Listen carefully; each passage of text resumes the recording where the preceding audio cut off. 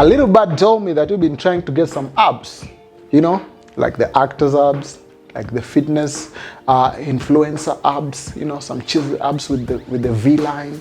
But every time you try, it just doesn't to happen. It's just not happening. Okay, I'm your fitness professor from Zoezi School, and today I want to tell you everything that you need to know about abdominal muscles. So these are muscles that make part of your upper body or the trunk part of your body, known as abdominal muscles. So you have abdominal muscles at the front, and then you have oblique muscles to the side, on both sides. So that is the number one, that's their location. Number two, how many are they? Any guys?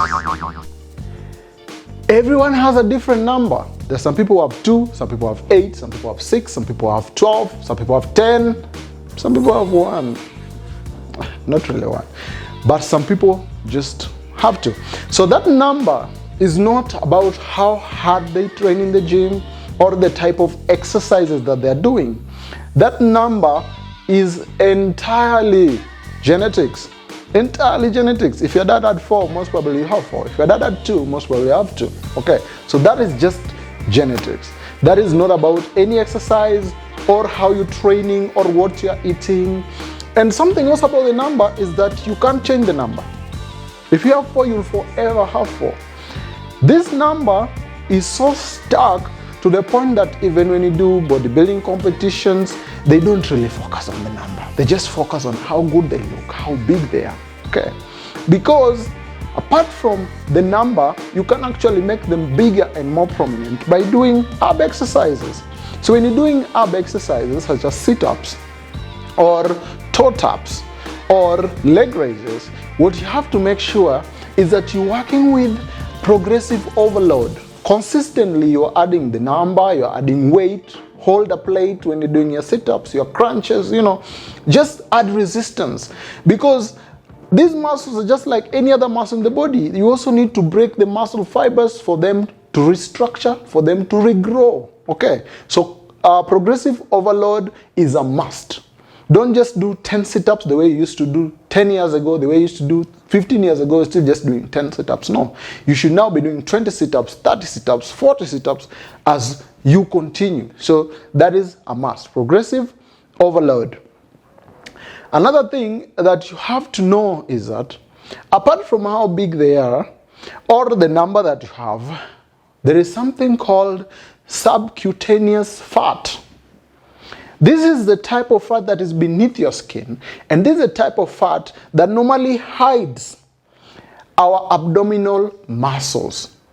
Everyone has abs. There's no one who doesn't have abs. From your grandmother to your small child, they all have abs. The difference is the amount of fat that is on top of those abs that is making them invisible or visible. Okay, so the abs will always be there. So instead of focused on doing ab exercises to grow them, just take a minute and think about reducing the amount of fat that is on top of them. Once this fat is done away with, your abs will show. I'm telling you for a fact that you have the abs. There's no one who doesn't have abs. Just like your ribs, your abs are here to protect the internal organs.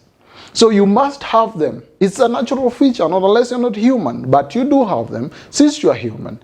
So it's just a matter of doing away with the fat on top of the abs, and your abs will surely show. So that is where weight loss comes in or fat loss comes in. So if you can't see your abs, your fat percentage is definitely up and you need to do away with some of it. So of course, you need to check on your diet. That's why we say abs are made in the kitchen.